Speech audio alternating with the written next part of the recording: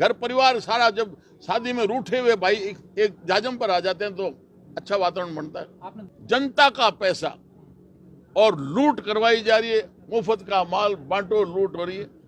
और ये मैंने 5 साल पूर्व लोकसभा के चुनाव से पहले कुछ मुद्दे उठाए थे, कुछ थोड़ा हमारा आपस में मतभेद था और हमने कहा कि ये टिकट दी गई तो हम पार्टी में नहीं रहेंगे। उन्होंने पार्टी ने तय कर लिया तो हमने अलग हो गया। हम उसके बाद में मैं स्वच्छंद था और अब जब बातचीत हमारी सारी हुई है उसमें हमारे सांसद महोदय उनसे भी मेरी चर्चा करवाई गई और पार्टी के वरिष्ठ केंद्रीय नेतृत्व से जो लोग आए हुए थे उन्होंने भी मुझे आश्वस्त किया कि इस प्रकार की कोई भी आइंदा ऐसी बात नहीं होगी। हम बीच में बैठ के कोई बात होगी तो उसका हम बीच में बैठ के निर्णायक भूमिका अदा करेंगे।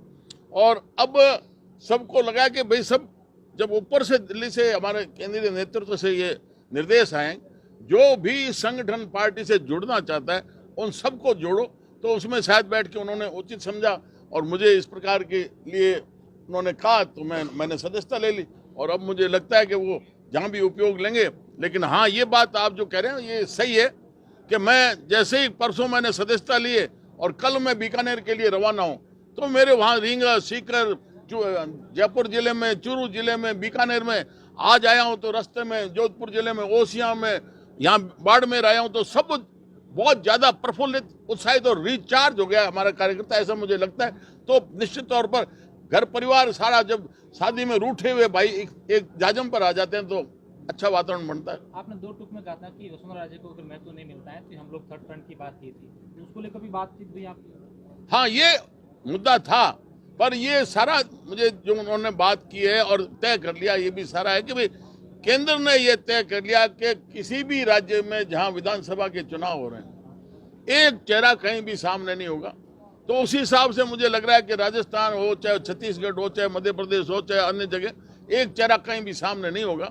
पर ये मुझे महसूस किया और लगा कि वसुंधरा जी की भी पूर्व में अभी जो बैठकें हुई है, चाहे आज हो रही है, उसमें सब में उनका पूरा महत्व और योगदान लिया गया है, चर्चा भी हुई है। तो अब लगता है कि उनको आगे भी हर तरीके से निर्णायक भूमिका में सहयोग लेंगे, ये मुझे लगता है। आप लोगों की, तमाम लोगों की जो ज्वाइनिंग हो रही है अलग अलग नेताओं की हो रही है, इससे कहीं ना कहीं लगता है कि भाजपा सरकार बनाने जा रही है?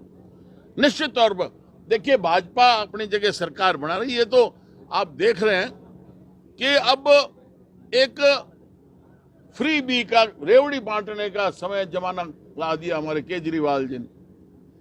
जनता का पैसा और लूट करवाई जा रही है, मुफ्त का माल बांटो लूट हो रही है।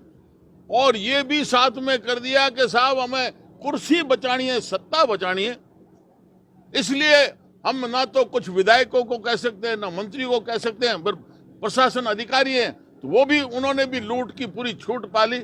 और हर जगह आप चले जाओ, मैं पूरे राजस्थान में काफी जगह घूमा हूं, हर जिले में ये शिकायत मिली कि साहब कोई भी हमारा काम छोटा मोटा, किसी कागज की नकल लेनी हो तो वो भी बिना पैसे के हमारे नकल नहीं मिलती।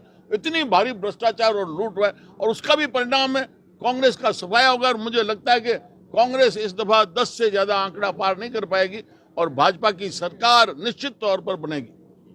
क्योंकि जो मैं आया और जिस प्रकार से निरंतर लोग प्रफुल्लित होकर और जिस प्रकार से आगे आके लग रहे, छिपे हुए जो भाजपा बुजुर्ग कार्यकर्ता वो भी कल मुझे बीकानेर शहर में कहाँ अलग अलग जगह मिले, तो सारे रिचार्ज हो गए।